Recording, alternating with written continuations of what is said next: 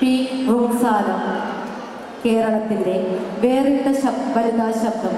മുസ്ലിം വിദ്യാർത്ഥിനികളെയും യുവതികളെയും ശാക്തീകരിക്കുക, ക്യാമ്പസുകളിൽ ക്രിയാത്മകമായ ഇടപെടലുകൾ നടത്തുക, മുസ്ലിം വനിതകൾ വ്യക്തിപരമായും സാമൂഹികവുമായുമുള്ള പ്രശ്നങ്ങളെ നേരിടുകയും പരിഹാരവും കാണുകയും ചെയ്യുക തുടങ്ങിയ ലക്ഷ്യങ്ങൾ മുൻനിർത്തിക്കൊണ്ട് കേരളത്തിലെ കലാലയങ്ങളിലും പൊതുസമൂഹത്തിലും ശക്തമായ സ്ത്രീ ശബ്ദമായി നിലകൊള്ളുന്ന ഗേൾസ് ഇസ്ലാമിക് ഓർഗനൈസേഷൻ ഓഫ് കേരളയുടെ പ്രസിഡന്റാണ് പി റുക്സാന. 5 വർഷമായി GIO സംസ്ഥാന സമിതിയിൽ അംഗമാണ്. 2 വർഷം തുടർച്ചയായി GIOയുടെ സംസ്ഥാന പദവിയും അലങ്കരിച്ചിരുന്നു. കേരളത്തിലെ മുസ്ലിം വിദ്യാർത്ഥിനികളുടെ പ്രശ്നങ്ങളിലെല്ലാം ഉറച്ച നിലപാടുകളും ശക്തമായ സാന്നിധ്യവുമായി നിലകൊള്ളുന്ന റുക്സാന സോഷ്യൽ മീഡിയയിലും സജീവമാണ്. സഹോദരി റുക്സാനയ്ക്കുള്ള മൊമെന്റോ നിർവഹണത്തിന് GIA കോർഡിനേറ്റർ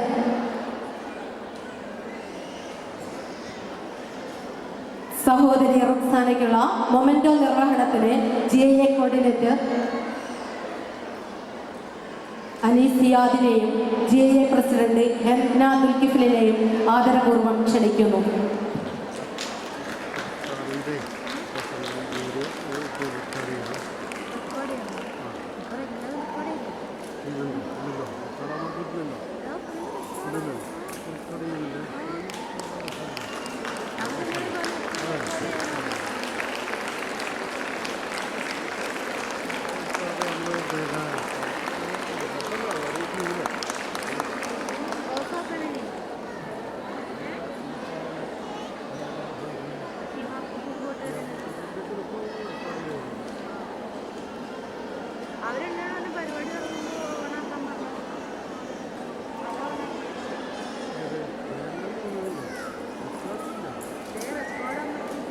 അനീസിയാദിനും ഹെബ്ന ദുൽകിഫിലിനും ഹൃദയംഗമമായ നന്ദി. ശ്രദ്ധേയവും സുപ്രധാനവും ഏറെ കാലിക പ്രസക്തിയുമുള്ള ആദരിക്കപ്പെടുന്ന സ്ത്രീത്വം എന്ന വിഷയത്തെക്കുറിച്ച് ആധികാരികമായി സംസാരിക്കാൻ GIO സംസ്ഥാന സാരഥി പി റുക്സാനയെ സ്നേഹപുരസ്സരം വേദിയിലേക്ക് ക്ഷണിക്കുന്നു.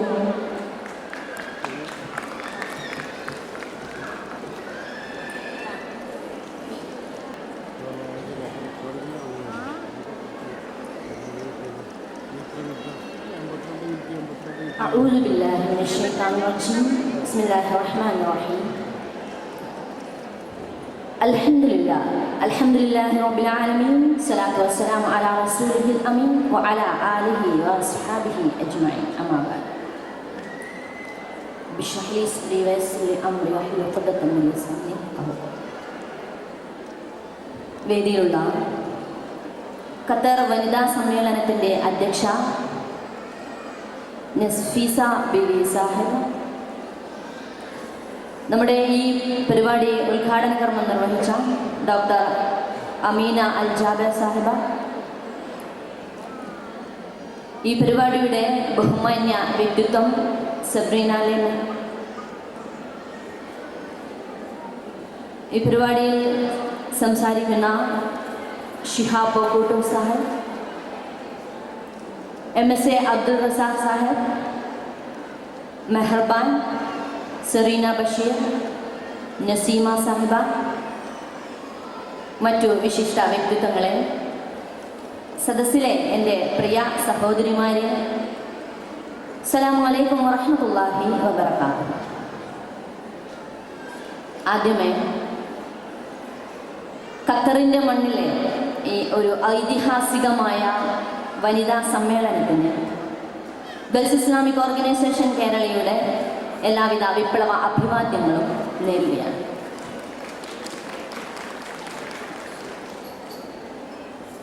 ഇസ്ലാമിനെ കുറിച്ച്, ഇസ്ലാമിലെ സ്ത്രീയെക്കുറിച്ച്, ഇസ്ലാമിലെ സ്ത്രീയുടെ പ്രതിനിധാനത്തെക്കുറിച്ച്, സ്ത്രീയുടെ സ്വാതന്ത്ര്യത്തെക്കുറിച്ച്, അവരുടെ സാമൂഹികമായ ഇടപെടലിനെ കുറിച്ച് ഒരുപാട് ചോദ്യങ്ങൾ അഭിമുഖീകരിച്ചു കൊണ്ടിരിക്കുന്ന ഒരു കാലഘട്ടത്തിലാണ് നമ്മളിപ്പോൾ ജീവിച്ചു കൊണ്ടിരിക്കുന്നത്.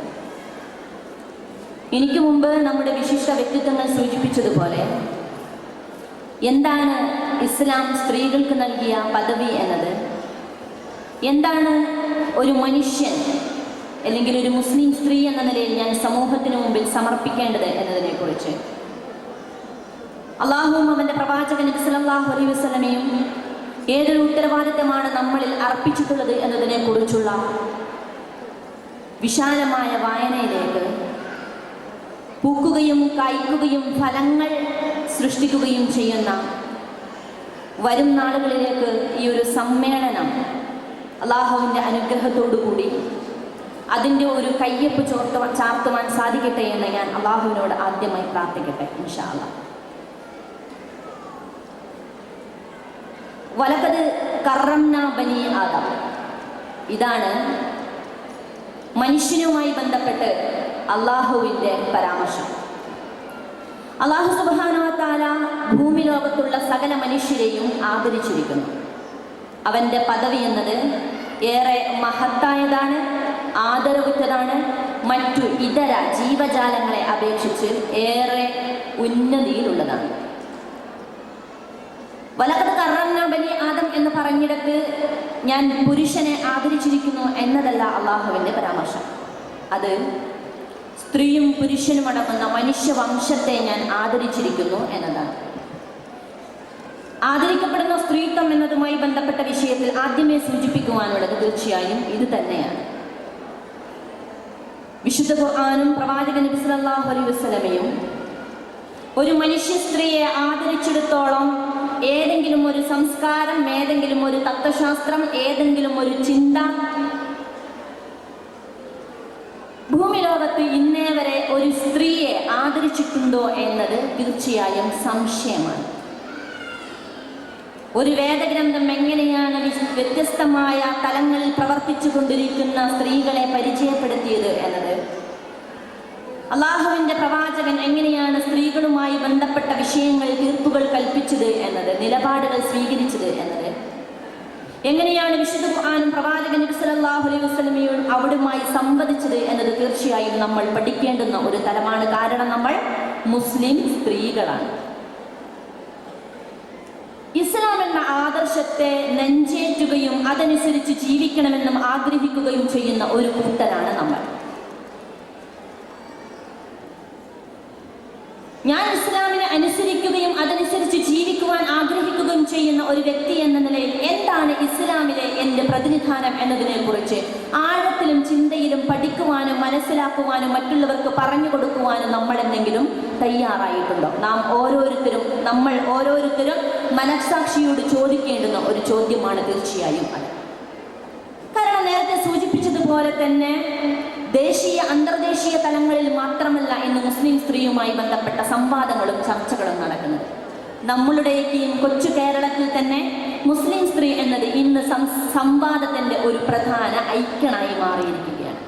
മുസ്ലിം എന്നത്, ഇസ്ലാം എന്നത് തന്നെ സംവാദത്തിൻ്റെയും ചർച്ചയുടെയും പ്രധാന മർമ്മമായി മാറിയ ഒരു കാലഘട്ടത്തിൽ തീർച്ചയായും മുസ്ലിം സ്ത്രീ എന്നത് ചർച്ചാ വിഷയമാകുന്നതിൽ ഏറെയൊന്നും അത്ഭുതമില്ല. പക്ഷേ എങ്ങനെയാണ് ഞാൻ ആ ചർച്ചകളെ നോക്കിക്കാണുന്നത് എന്നത് പ്രസക്തമായ ഒരു ചോദ്യമാണ്. എന്നാൽ കഴിയുന്ന ഏത് സംഭാവനയാണ് ആ ചോദ്യങ്ങളെ നേരിടുന്നതിൽ എനിക്ക് സമർപ്പിക്കാൻ കഴിഞ്ഞത് എന്നത് മുസ്ലിം സ്ത്രീ എന്ന നിലയിൽ ന്യൂനപക്ഷമായ നമ്മൾ മഹാഭൂരിപക്ഷമല്ല എന്നത് നമ്മൾ ഓർക്കുക. ന്യൂനപക്ഷമായ ഞാൻ അതിനെ നേരിടുന്നതിൽ എത്രമാത്രം വിജയിച്ചിട്ടുണ്ട് എന്ന് ചിന്തിക്കേണ്ടവരാണ് തീർച്ചയായും ഇവിടെ ഇരിക്കുന്ന ഞാനടക്കമുള്ള നിങ്ങൾ ഓരോരുത്തരും എന്ന് ഞാൻ വിശ്വസിക്കുന്നു. തീർച്ചയായും ഗേൾസ് ഇസ്ലാമിക് ഓർഗനൈസേഷൻ കേരളത്തിൻ്റെ മണ്ണിൽ ക്യാമ്പസുകളിലും പൊതുസമൂഹത്തിലും അത് പ്രതിനിധീകരിക്കുവാനും ഉന്നയിക്കുവാനും ആഗ്രഹിക്കുന്ന വിഷയവും തീർച്ചയായും ഇത് തന്നെയാണ്. എന്നത് അല്ലാഹു സുബ്ഹാനഹു വ തആലയുടെ വചനമാണ്. തീർച്ചയായും ആണാവട്ടെ പെണ്ണാവട്ടെ ഏതൊരു മനുഷ്യന്റെയും കർമ്മങ്ങളെയും നാം പാഴാക്കി കളയുകയില്ല എന്നത് അള്ളാഹു നമുക്ക് നൽകുന്ന അംഗീകാരമാണ്. ഇത് അള്ളാഹു നമുക്ക് നൽകുന്ന വാഗ്ദാനമാണ്. നാം പാഴാക്കി കളയില്ല. നിന്റെ കർമ്മത്തിനനുസരിച്ചുള്ള പ്രതിഫലം തീർച്ചയായും ഒരു അളവ് പോലും കുറയാതെ അള്ളാഹുവിൻ്റെ സന്നിധിയിൽ ഹാജരാകുന്ന നിമിഷത്തിൽ നിന്റെ കർമ്മ പുസ്തകത്തിൽ അത് രേഖപ്പെടുത്തിയിട്ടുണ്ടാവും എന്നത് അള്ളാഹു സുബ്ഹാനഹു വ തആല നമുക്ക് നൽകുന്ന വാഗ്ദാനമാണ് ഒരു മനുഷ്യൻ എന്ന നിലയിൽ. അത് ആണാവട്ടെ പെണ്ണാവട്ടെ നിന്റെ സാമൂഹിക പശ്ചാത്തലം, നിന്റെ കർമ്മമണ്ഡലം വ്യത്യസ്തമാണ് എന്നിരിക്കലും നീ എന്ത് ചെയ്തു എന്നതിനെ കുറിച്ച് അള്ളാഹുവിന്റെ മുമ്പിൽ നാളെ കർമ്മ പുസ്തകം മുൻപിൽ വെച്ച് വിചാരണ ചെയ്യപ്പെടുന്ന ആളുകളാണ് ഈ ഇരിക്കുന്ന ഓരോരുത്തരുമെന്ന് നമുക്കറിയാം, അല്ലേ? തീർച്ചയായും അള്ളാഹുവിന്റെ അടുക്കൽ സന്നിഹിതയിൽ ഹാജരാവുന്ന ദിവസത്തിൽ തീർച്ചയായും നിങ്ങളുടെ അനുഗ്രഹങ്ങളെ കുറിച്ച് ചോദ്യം ചെയ്യപ്പെടുക തന്നെ ചെയ്യും എന്നത് അള്ളാഹുവിന്റെ ഒരു മുന്നറിയിപ്പാണ്. ഈ മുന്നറിയിപ്പുമായിട്ടാണ് ഓരോ പ്രവാചകരും ഈ മനുഷ്യകുലത്തിലേക്ക് ആഗതരായിട്ടുള്ളത്. തീർച്ചയായും നിങ്ങൾ ഒരു ദിനത്തെക്കുറിച്ച് സൂക്ഷിക്കുക. ഇവിടെ നമുക്കറിയാം, മുസ്ലിം സ്ത്രീയുമായി ബന്ധപ്പെട്ട ധാരാളമായിട്ടുള്ള സംവാദങ്ങളെ അഭിമുഖീകരിക്കുന്നവരാണ് നാം. അവളുടെ വിദ്യാഭ്യാസത്തിനെ കുറിച്ച്, അവളുടെ വിവാഹത്തെക്കുറിച്ച്, അവളുടെ ശബ്ദത്തെക്കുറിച്ച്, അവളുടെ വസ്ത്രധാരണത്തെക്കുറിച്ച്, പർദ്ദയെക്കുറിച്ച്, ശിരോവസ്ത്രത്തെക്കുറിച്ച്, തൊലാഖിനെ കുറിച്ച്, അങ്ങനെ വ്യത്യസ്തമായ സംഭാഷണങ്ങൾ ധാരാളമായി കേട്ടുകൊണ്ടിരിക്കുന്നവരാണ് നമ്മൾ. പക്ഷെ അവരൊക്കെയും പറയുന്നു, നിങ്ങൾ ഇസ്ലാമിനെ എന്തിനാണ് ഇങ്ങനെ നെഞ്ചേറ്റി പിടിക്കുന്നത്? നിങ്ങൾ എന്തിനാണ് ഇത്രമാത്രം ചൂട് കൂടിയിട്ടും ഈ ശിരോവസ്ത്രം ധരിക്കുന്നത്? ക്യാമ്പസുകളിലെ പെൺകുട്ടികളോട് അവർ നിരന്തരം ചോദിച്ചു കൊണ്ടേയിരിക്കുന്നു, നിങ്ങൾ എന്തിനാണ് ശിരോവസ്ത്രം ധരിക്കുന്നത്? പഴഞ്ചനെന്ന് മുദ്രകുത്തിയ, പരമ്പരാഗതമെന്ന് മുദ്രകുത്തിയ അറേബ്യൻ വസ്ത്രധാരണ രീതി നിങ്ങൾ എന്തിനാണ് കേരളത്തിലേക്ക് കൊണ്ടുവരുന്നത് എന്ന് ദിനേന എന്നോണം ചോദിച്ചു കൊണ്ടിരിക്കുന്ന ഒരു കാലഘട്ടത്തിലാണ് നമ്മൾ ഇവിടെ ജീവിച്ചു കൊണ്ടിരിക്കുന്നത്. അവർ പറയുന്നുണ്ട്, എന്ത്? പെണ്ണിന് സ്വർഗത്തിലും ഇടമില്ല. കാരണം അവിടെ ഊറുൽ ഐൻ എന്ന് പറയുന്നത് ആർക്ക് വേണ്ടിയുള്ളതാണ്? പുരുഷന്മാർക്ക് വേണ്ടിയുള്ളതാണ്. കണ്ടില്ലേ നിങ്ങൾ? സ്വർഗത്തിൽ പോലും പെണ്ണിന് ഇടം നൽകാത്ത ഒരു ഇസ്ലാമിനെ കുറിച്ച് നിങ്ങൾ എന്തിനാണ് ഇങ്ങനെ അഹങ്കരിക്കുന്നത്, അഭിമാനിക്കുന്നത്? നിങ്ങൾക്ക് യാതൊരു പ്രാതിനിധ്യവും ഇസ്ലാമിലില്ല എന്നത് നിങ്ങൾ എന്താണ് തിരിച്ചറിയാത്തത് എന്നതാണ് അവരുടെ ചോദ്യം. പക്ഷേ നമുക്കറിയാം, വിശുദ്ധ ഖുർആൻ സ്ത്രീയെ ആദരിച്ചിരിക്കുന്നത്. ഏത് വേദഗ്രന്ഥത്തിലാണ് ഒരു അധ്യായത്തിന്റെ പേര് അൻ-നിസാ എന്ന് പരാമർശിച്ചിട്ടുള്ളത്? ഏത് വേദഗ്രന്ഥത്തിലാണ് അള്ളാഹുവിന്റെ പ്രവാചകൻ നബി സല്ലല്ലാഹു അലൈഹി വസല്ലമയോട് അള്ളാഹുവിന്റെ പ്രവാചകരെ, എൻ്റെ ഭർത്താവ് ഇടയ്ക്കിടെ എന്നോട് പറയും, നീ എൻ്റെ ഉമ്മയുടെ മുതുകു പോലെയാണെന്ന്. അദ്ദേഹം ഞാനുമായിട്ട് യാതൊരു സംസർഗവും ഉദ്ദേശിക്കുന്നില്ല എന്ന് അദ്ദേഹം ഇടയ്ക്കിടെ എന്നോട് പറയും. ഇതുമൂലം ഒരുപാട് പ്രയാസപ്പെട്ടിട്ടുണ്ട് ഞാൻ എന്ന് പരാതി പറയുന്ന ഒരുവളുടെ പരാതിയാണ് അള്ളാഹു ഏഴാകാശത്തിന് മുകളിൽ നിന്നുകൊണ്ട് അള്ളാഹു സുബ്ഹാനഹു വ തആല അത് കേൾക്കുകയും പ്രശ്നപരിഹാരത്തിനായി പ്രവാചകൻ നബി സല്ലല്ലാഹു അലൈഹി വസല്ലമയിലേക്ക് വഹി ഇറക്കുകയും ചെയ്തു. ആ സൂറത്തിന്റെ പേരാണ് സൂറത്തുൽ മുജാദല. ഓർത്തു നോക്കാം, എങ്ങനെയാണ് ഒരു വിശുദ്ധ ഖുർആനിലെ ഒരു അധ്യായത്തിന്റെ പേര് തർക്കിക്കുന്നവൾ എന്നായത്? പെണ്ണ് തർക്കിക്കാൻ പാടില്ലല്ലോ, അല്ലെ? പെണ്ണ് തർക്കിക്കാൻ പാടുണ്ടോ? പെണ്ണ് അവളുടെ നിലപാട് പറയാൻ പാടുണ്ടോ? എന്നിട്ട് വേണ്ടേ തർക്കിക്കാൻ? ഖദ് സമിഅ അല്ലാഹു ഖൗലല്ലതി തുജാദിലുക ഫീ സൗജിഹാ വതശ്തകി ഇലല്ലാഹ് എന്നത് സൂറത്തുൽ മുജാദലയിലെ 1-ാമത്തെ വാക്യമാണ്. പ്രവാചകരെ, ഞാൻ കേട്ടിരിക്കുന്നു, നിന്നോട് വന്ന് സംവദിക്കുകയും തർക്കത്തിൽ ഏർപ്പെടുകയും ചെയ്ത ഒരു സ്ത്രീയുടെ, ഖൗല ബിൻത് സഅലബ് എന്ന് പറയുന്ന സഹാബി വനിതയുടെ ശബ്ദം ഞാൻ കേട്ടിരിക്കുന്നു. വതശ്തകി ഇലല്ലാഹ്, അള്ളാഹുവിന്റെ അടുക്കൽ അവൾ അവളുടെ ആവലാതി ബോധിപ്പിക്കുകയാണ് ചെയ്തത്. ഏക സിവിൽ കോഡുമായി ബന്ധപ്പെട്ട്, ബഹുഭാര്യത്വവുമായി ബന്ധപ്പെട്ട്, വിവാഹമോചനവുമായി ബന്ധപ്പെട്ട് നിങ്ങൾ ഏകശിലാത്മകമായ ഒരൊറ്റ സംസ്കാരം മതി. പെണ്ണിന് ഇടമില്ലാത്ത ഇസ്ലാം മതത്തെ നിങ്ങൾ എന്ത് ചെയ്യണം?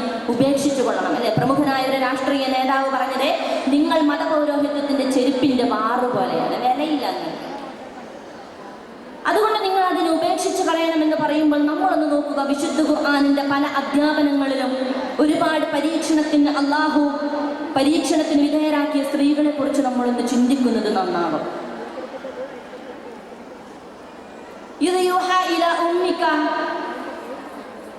നിന്റെ ഉമ്മയിലേക്ക് അല്ലാഹു സുബ്ഹാനഹു വ തആല വഹി നൽകിയ സന്ദർഭത്തെ മൂസ നീ ഓർക്കുക.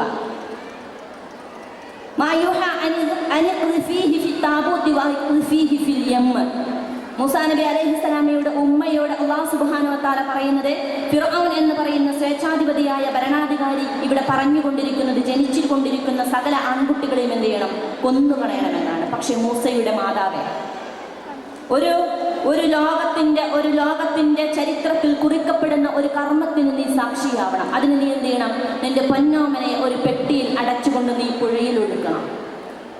അവരുടെ സഹോദരിയോട് പറയുകയാണ്, നീ ആ പെട്ടിയെ അനുഗമിച്ചുകൊണ്ട് യാത്രയാവണം. എന്നിട്ട് എന്ത് ചെയ്യണം? ഫറോവയുടെ കൊട്ടാരത്തിൽ ചെന്നുകൊണ്ട് പാല് കുടിക്കാൻ വിസമ്മതിക്കുന്ന മൂസയുടെ അവിടെ നീ ചെല്ലണം. എന്നിട്ട് പറയണമെന്ത്? അങ്ങകലെ ഒരു ഉമ്മയുണ്ട്, ആ ഉമ്മ കുറച്ച് സൂത്രക്കാരിയാ, അല്ലേ? ഏത് പാല് കുടിക്കാത്ത കുട്ടിയെയും പാല് കുടിപ്പിക്കുവാൻ കഴിവുള്ള ഒരു മാതാവിനെ കുറിച്ച് ഞാൻ നിങ്ങൾക്ക് പറഞ്ഞു തരട്ടെ എന്ന് ഫറോവയുടെ എല്ലാവിധ ഭദ്രതയുമുള്ള സെക്യൂരിറ്റിയുമുള്ള സർവ്വസന്നാഹങ്ങളുമുള്ള ആ കൊട്ടാരത്തിലേക്ക് കടന്നു ചെല്ലുവാൻ പറയുകയാണ് മൂസയുടെ പെങ്ങളോട്. ആര്? അല്ലാഹു സുബ്ഹാനഹു വ തആല. ഒരു മിഹ്റാബിൽ പ്രാർത്ഥനാ നിരതയായി കഴിയുന്ന മറിയം ബീവിയോടാണ് ഒരു സുപ്രഭാതത്തിൽ അല്ലാഹു സുബ്ഹാനഹു വ തആല പറയുന്നത്, നീ നാളെ ഒരു കുഞ്ഞിന് ഗർഭം ധരിക്കും. അപ്പോൾ മറിയം ബീവി ചോദിക്കുന്നുണ്ട്, എങ്ങനെയാണ് നാഥ? എന്നെ ഒരിക്കലും ഒരു പുരുഷനും സ്പർശിച്ചിട്ടില്ലല്ലോ അല്ലേ? ഒടുവിൽ അവിടെയുള്ള ബനൂ ഇസ്രായേൽ സമൂഹത്തിന് മുമ്പിൽ നിന്നുകൊണ്ട് ഈസാ നബി അലൈഹിസ്സലാമയുടെ മാതാവ് മറിയം ബീവി പ്രാർത്ഥിക്കുന്ന ഒരു പ്രാർത്ഥനയുണ്ട്. എന്താണത്? യാ ലൈതനി മിത്തു ഖബ്ല ഹാദാ വകുന്തു നസിയ്യൻ മൻസിയ. നാഥ, ഈ ചരിത്രത്തിൽ ഈ ഭൂമിയിൽ ഞാൻ ഇന്നേ വരെ ജീവിച്ചിരുന്നിട്ടില്ല എന്നതുപോലെ ഞാൻ വിസ്മരിക്കപ്പെട്ടിരുന്നെങ്കിൽ എത്ര നന്നായിരുന്നാണ്. നിങ്ങൾ നോക്കാം, ഒരു പെണ്ണിനെ സംബന്ധിച്ചിടത്തോളം അവൾക്കുള്ള ഏറ്റവും വലിയ പരീക്ഷണമാണ് അവൾ പുരുഷന്റെ സ്പർശമേക്കാതെ ഗർഭിണിയാവുക എന്നത്. പറ്റുമോ നമുക്ക്? എങ്ങനെയാണ് നമ്മൾ അതിനെ അഭിമുഖീകരിക്കുക? വിശുദ്ധ ഖുർആനിൽ ഈസ ബിൻ മറിയം എന്ന പ്രത്യേക പദവി കൊണ്ട് ആദരിച്ചിരിക്കുന്നു മറിയം ബീവിയെ. എങ്കിൽ മറിയം ബീവി അള്ളാഹുവിന്റെ ആ പരീക്ഷണത്തിന് മുമ്പിൽ വിജയിച്ചത് കൊണ്ടാണെന്ന് നമ്മൾ മനസ്സിലാക്കേണ്ടതുണ്ട്. തീർച്ചയായും മറിയം ബീവി ആ പരീക്ഷണത്തിന് മുമ്പിൽ വിജയിച്ചത് കൊണ്ടാണെന്ന് നമ്മൾ മനസ്സിലാക്കേണ്ടതുണ്ട്. ഫറോവയുടെ കൊട്ടാരത്തിലെ ശീതളമയിൽ സുഖമായി ജീവിക്കുവാൻ സാധ്യമായിരുന്ന ആസിയ ബീവി പ്രാർത്ഥിക്കുന്ന ഒരു പ്രാർത്ഥനയുണ്ട്. എന്താണത്? റബ്ബന ഇബ്നന ഫീ ബൈതിക ഫീ ജന്നതിക ബൈതൻ വനജ്ജിനി മിൻ ഫിർഔന വഅമലിഹി എന്നാണ്. അല്ലാഹുവേ, നിന്റെ സ്വർഗത്തിൽ ഒരു ഭവനം തന്ന് നീ എനിക്ക് എന്നെ അനുഗ്രഹിക്കണമേ നാഥ. നമുക്കൊക്കെ ഈ സുഖമാണല്ലോ, പ്രാർത്ഥിക്കാം. അല്ലാഹുവേ, എനിക്ക് ഈ സുഖവും സൗകര്യവും ആവശ്യമില്ല നാഥ, പക്ഷെ നിന്റെ ആ സ്വർഗത്തിൽ ഒരു ഭവനം തന്നു, ഒരു കുഞ്ഞു കുടില് തന്ന് നീ എന്നെ അനുഗ്രഹിക്കണമേ നാഥ എന്ന് പ്രാർത്ഥിച്ച ആസിയ ബീവിയാണ് നമുക്ക് മാതൃക. പക്ഷെ അതിനുശേഷം അവർ പറയുന്ന ഒരു തലം കൂടി നമ്മൾ ശ്രദ്ധിക്കേണ്ടതുണ്ട്. അവിടെയുള്ള ക്രൂരനായ സ്വേച്ഛാധിപതിയായ ഭരണാധികാരിയുടെ തൻ്റെ ഭർത്താവിൻ്റെ ക്രൂരതയിൽ നിന്നും എന്നെ നീ രക്ഷിക്കണമേ എന്ന ഒരു രാഷ്ട്രീയ നിലപാട് കൂടി നമ്മൾ മനസ്സിലാക്കേണ്ടതുണ്ട്. എന്താണോ ഞാൻ ജീവിച്ചു കൊണ്ടിരിക്കുന്ന നാട്ടിലെ ഭരണാധികാരി അള്ളാഹുവിനും അള്ളാഹുവിന് എതിരായി ഭരണ നിലപാട് സ്വീകരിക്കുന്ന സമയത്ത് ഇദ്ദേഹത്തിൽ നിന്നും നീ എന്നെ രക്ഷപ്പെടുത്തണമേ എന്ന ഒരു രാഷ്ട്രീയ പ്രാർത്ഥന കൂടി, ഒരു പൊളിറ്റിക്സ് കൂടി ആസിയ ബീവി ഉയർത്തുന്നുണ്ട് എന്ന് പഠിക്കേണ്ടിയിരിക്കുന്നു നമ്മൾ. നമുക്കറിയാം അല്ലേ, ഈയിടത്തെ ഒരു പ്രധാനമായ കോഴിക്കോട് കടപ്പുറത്ത് വെച്ച് ഒരു വലിയൊരു സാംസ്കാരിക സമ്മേളനം നടക്കുകയാണ്, സംവാദങ്ങൾ നടക്കുകയാണ്. അതിൽ പ്രമുഖനായ ഒരു സിനിമാ സംവിധായകൻ അദ്ദേഹം വളരെ ബേജാറോടുകൂടി, വളരെ വിഷമത്തോടുകൂടി പറയുകയാണ്, എന്ത്, മുസ്ലിം സ്ത്രീകൾ എന്ന് പറയുന്നത് ഇന്ന് അറേബ്യൻ വസ്ത്രധാരണ രീതി ധാരാളമായി സ്വീകരിക്കുന്നുണ്ട്. അവരെന്തിനാണ് അറേബ്യൻ സംസ്കാരം ഇങ്ങോട്ട് കൊണ്ടുവരുന്നത് അല്ലെ? ഗൾഫ് പ്രവാസം എന്നത് പർദ്ദയെ മാർക്കറ്റിംഗ് ചെയ്യുന്ന കേരളത്തിന്റെ സാമൂഹിക മണ്ഡലത്തിലേക്ക് അവരെന്തിനാണ് ഒരു അറേബ്യൻ കൾച്ചർ കൊണ്ടുവരുന്നത്? വളരെ നിഷ്കളങ്കമായ അദ്ദേഹം ചോദിച്ച ചോദ്യമാണ്. നിങ്ങളിൽ അധികം ആളുകളും ചിലപ്പോൾ അഭിമുഖീകരിച്ചേക്കാവുന്ന ഒരു ചോദ്യം, ഞങ്ങൾ അധികവും അഭിമുഖീകരിക്കുന്ന ഒരു ചോദ്യം. പക്ഷേ അതേ നിഷ്കളങ്കതയോടുകൂടി നമുക്ക് അങ്ങോട്ടൊന്ന് ചോദിക്കുവാനുണ്ടല്ലോ അല്ലെ? എങ്കിൽ എവിടെയാണ് നിങ്ങളിപ്പോൾ മേൽമുണ്ടും ധാവണിയും കാണുന്നത്? ആരാണത് കൊണ്ടുപോയത്? എവിടെയാണ് നിങ്ങൾ മേൽമുണ്ടും ധാവണിയും കൊണ്ടുപോകുന്നത്? എവിടെയാണ് ചട്ടയും മുണ്ടുമുള്ളത്?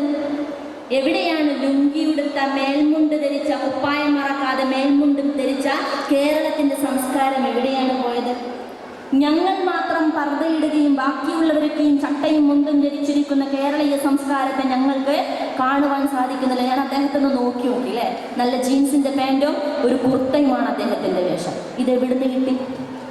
ഇതെവിടെ നിന്നാണ് അദ്ദേഹത്തിന് കിട്ടി? ഞാൻ പറയുന്നത് ഇത്രമാത്രം നിഷ്കളങ്കമെന്ന് തോന്നുന്ന, സത്യമല്ലേ എന്ന് തോന്നുന്ന ചോദ്യങ്ങളാണ് നമ്മളോട് ഓരോരുത്തരും ചോദിച്ചു കൊണ്ടിരിക്കുന്നത്. നിങ്ങൾക്ക് ശിരോവസ്ത്രം ഇട്ടുകൊണ്ട് ഇവിടെ പഠിക്കുവാൻ നിങ്ങൾക്ക് നാണമില്ലേ? കാരണം എന്താ? നിങ്ങൾക്ക് ചൂടെടുക്കുന്നില്ല, നിങ്ങൾക്ക് ഇറിറ്റേഷൻ ഉണ്ടാവുന്നില്ല. ദിനേന എന്നോണം നമ്മുടെ പെൺകുട്ടികൾ അഭിമുഖീകരിച്ചു കൊണ്ടിരിക്കുന്ന ഒരു ചോദ്യമാണ്. പക്ഷേ അവരോട് നമ്മുടെ പെൺകുട്ടികൾ പറഞ്ഞുകൊണ്ടിരിക്കുന്ന, വസ്ത്രം ധരിക്കുന്ന സമയത്ത് എനിക്കുണ്ടാകുന്ന ചൂട് മാത്രമേ എൻ്റെ തലയിലിട്ട് എൻ്റെ ശിരോവസ്ത്രവും കൊണ്ടുള്ളൂ.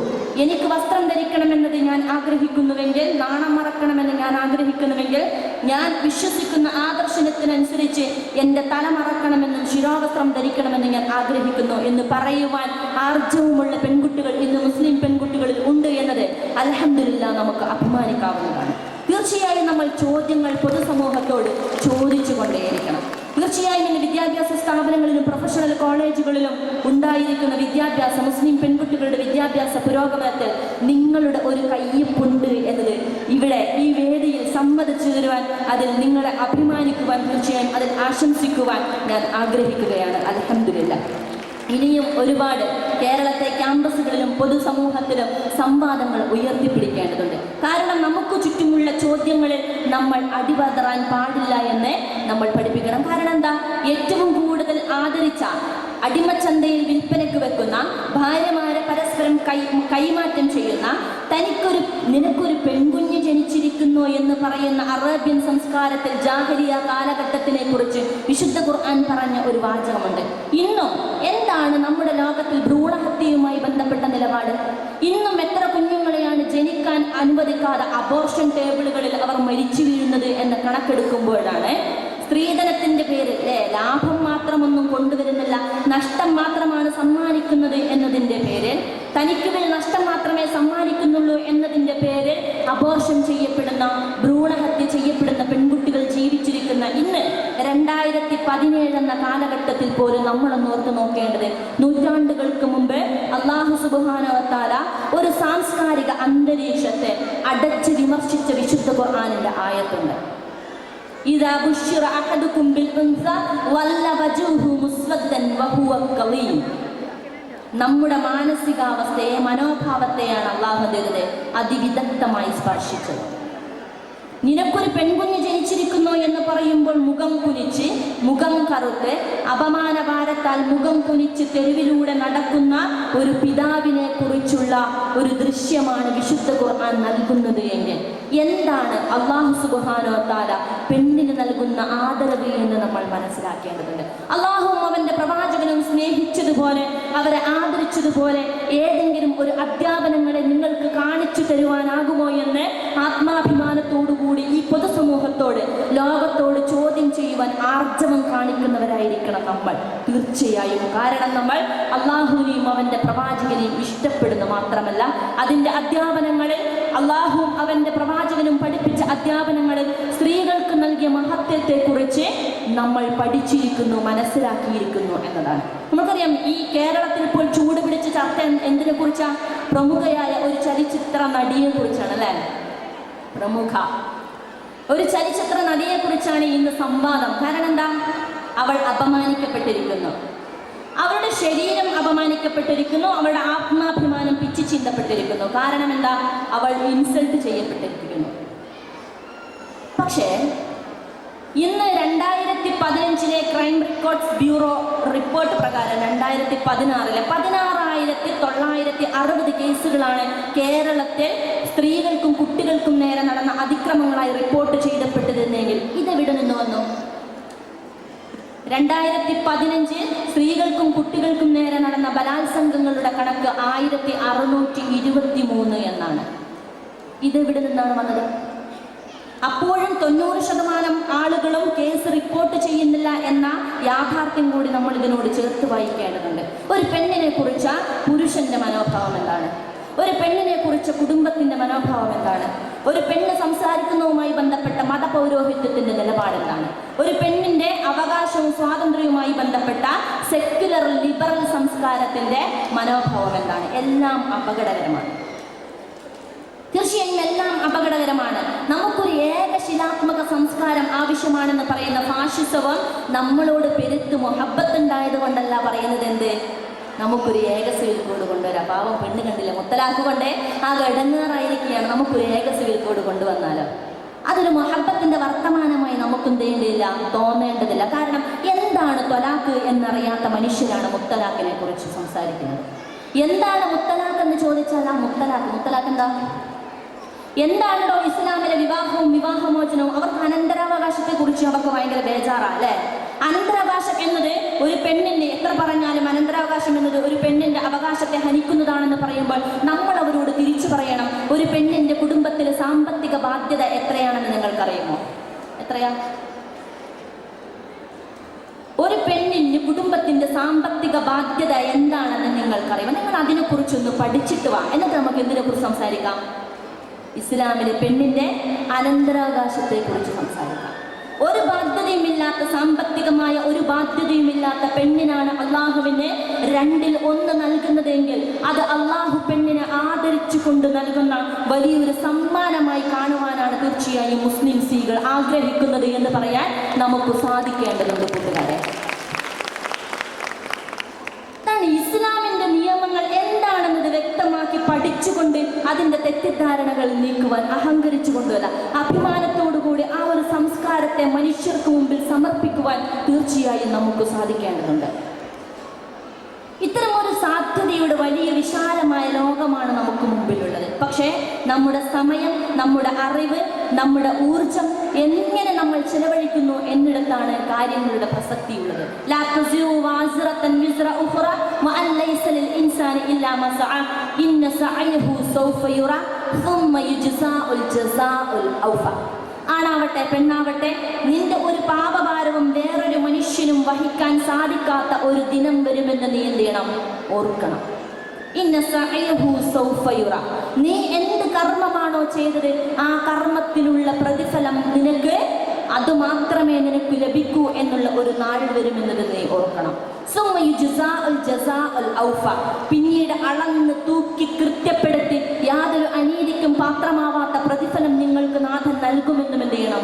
നിങ്ങൾ വിശ്വസിക്കണം. അത് ആണാവട്ടെ പെണ്ണാവട്ടെ. നമ്മൾ നോക്കി നോക്കാം, ഗോവയിലെ ഏക സിവിൽ കോഡുമായി ബന്ധപ്പെട്ട് നടക്കുന്ന ചർച്ചകളിൽ ഗോവയിലുള്ള സിവിൽ നിയമത്തെ കുറിച്ച് എല്ലാവരും ചർച്ചകൾ നിങ്ങൾ ചിലപ്പോൾ കേട്ടിട്ടുണ്ടാവും അല്ലേ? ഗോവയിൽ എന്താ ഏക സിവിൽ കോഡല്ലേ ഉള്ളത്? നിങ്ങൾക്കെന്ന് മാത്രം എത്ര പ്രയാസം? അവിടെ ആളുകൾ എന്താ നമസ്കരിക്കുന്നില്ലേ? അവിടെ ആളുകൾ എന്താ നോമ്പനുഷ്ഠിക്കുന്നില്ലേ എന്നായിരുന്നു അവർ ചോദിച്ച ചോദ്യം. പക്ഷെ നമ്മളൊന്ന് മനസ്സിലാക്കണം, ഗോവയിലെ സിവിൽ റൈറ്റ്സുമായി ബന്ധപ്പെട്ട്, ഏക സിവിൽ കോഡുമായി ബന്ധപ്പെട്ട് നിങ്ങളൊന്ന് വെറുതെ ഒന്ന് നെറ്റിലൊന്ന് സെർച്ച് ചെയ്ത് നോക്കാം.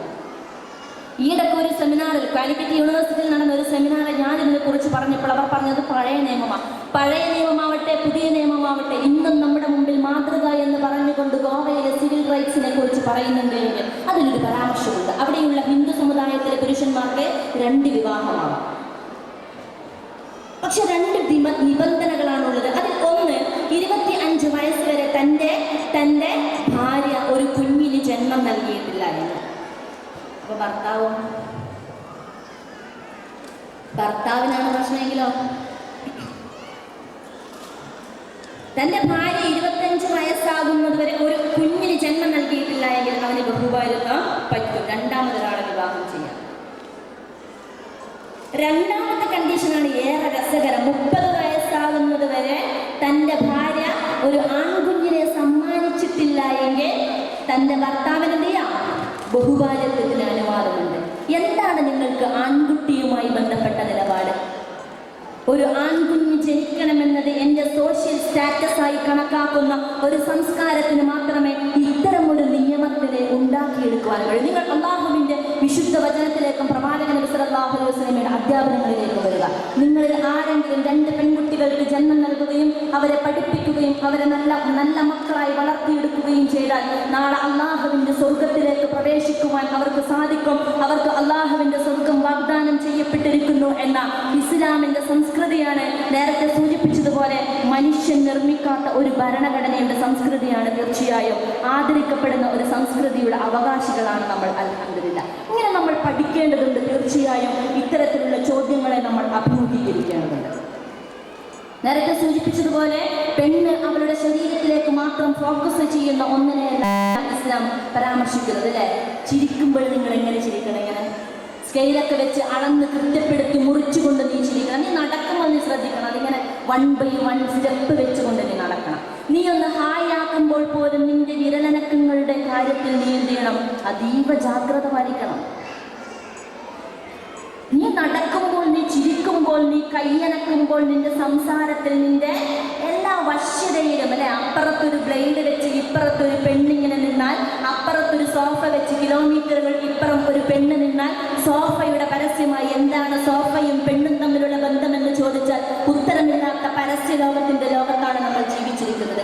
അപ്പോൾ അല്ലാഹു സുബ്ഹാനഹു വ തആല പറയുന്നു, നീ ശരീരത്തിലേക്കല്ല നോക്കണ്ട. ഒന്ന് പുഞ്ചിരിച്ചാൽ അത് നീ നിന്റെ സഹോദരൻ നൽകുന്ന സ്വതക്കയാണെന്ന് പഠിപ്പിക്കുന്ന വിശുദ്ധമായ ഇസ്ലാം. നീ ചിരിക്കുന്നത് എങ്ങനെ വേണമെന്ന് ചിരിച്ചാൽ, പക്ഷെ നീ ഹൃദയം അറിഞ്ഞ് നിന്റെ സഹോദരിക്ക് നൽകുന്ന ഒരു പുഞ്ചിരിയുണ്ടല്ലോ, നീ നൽകുന്ന സ്വതക്കയാണ്, ഗിഫ്റ്റാണെന്ന് പഠിപ്പിച്ച മഹത്തായ സംസ്കാരത്തിന്റെ ഒന്നാണ് ഇസ്ലാം. അതിന്റെ ആളുകളാണ് നമ്മൾ എന്നതിൽ നമുക്ക് അഭിമാനിക്കാം. തീർച്ചയായും നീ ശരീരത്തിലേക്ക് നോക്കിയും തീരരുത്, നിന്റെ സമയത്തെ നീ പാഴാക്കരുത്. കരുണാനിധി നമുക്കറിയാമല്ലേ, അതുകൊണ്ട് ഞാൻ പറഞ്ഞുകൊണ്ട് നിർത്തുകയാണ്. ഒരിക്കൽ കരുണാനിധിയുടെ പത്രപ്രവർത്തകർ ഒരു ഇന്റർവ്യൂവിനിടെ ചോദിച്ചു പോലും, അടുത്തിരിക്കുന്ന മകൾ കനിമൊഴിയെ ചൂണ്ടിക്കൊണ്ട് ചോദിച്ചു പോലും, എന്ത് ഇതാരാണെന്ന് ചോദിച്ചു. കരുണാനിധി ഒന്നും അടിച്ചു നിന്ന് അദ്ദേഹം വളരെ ആലോചിച്ചൊരു ഉത്തരം പറഞ്ഞത്രേ. എന്താണ്? ഇതെന്റെ ഭാര്യ രാജാത്തി അമ്മാളിനെ ചൂണ്ടിക്കാണിച്ചുകൊണ്ട് ചോദിച്ചോ ഇതാരാണെന്ന് ചോദിച്ചു.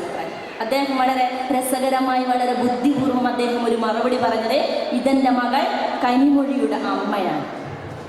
ഇതെന്റെ മകൾ കനിമൊഴിയുടെ അമ്മയാണ്. എന്തുകൊണ്ടാണ്?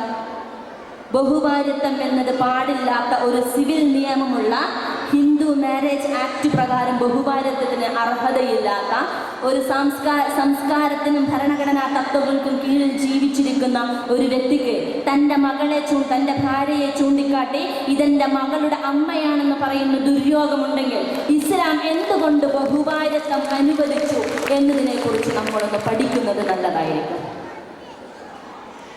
ഞാൻ പറഞ്ഞത്, സ്ത്രീയെ എങ്ങനെ ആദരിച്ചു, ഓരോ പോയിന്റിലും ഓരോ നിയമങ്ങളിലും ഓരോ കൃത്യമായ ഇടപെടലുകളിലും അള്ളാഹു എന്തു പറഞ്ഞു എന്നത് പഠിക്കുകയും ചർച്ച ചെയ്യുകയും ചെയ്യേണ്ടത് നമ്മളാണ്.